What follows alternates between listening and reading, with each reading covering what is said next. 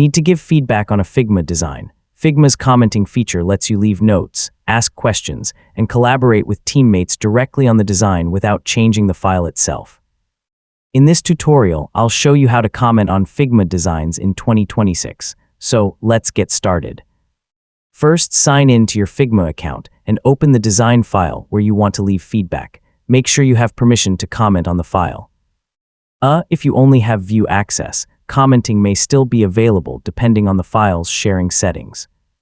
Next, click the comment icon in the toolbar or use the keyboard shortcut to switch into comment mode. Comment mode lets you add feedback without accidentally editing the design. Click anywhere on the design where you'd like to leave feedback. A comment box will appear, allowing you to type your message. Placing comments directly beside the design element makes your feedback much easier to understand. If you want to notify a specific teammate, type the @ symbol followed by their name.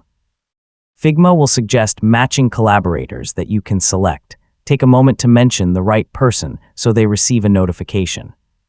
Team members can reply to comments, continue the discussion, and mark comments as resolved once the issue has been addressed. Resolving completed comments helps keep your project organized. Finally, review all comments in the file to make sure every suggestion has been addressed. You can reopen resolved comments if additional changes are needed.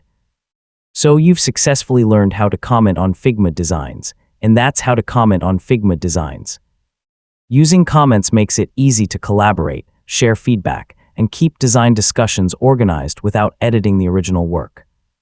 The more effectively your team communicates through comments, the smoother your design process becomes. Thanks for watching, and I'll see you in the next tutorial.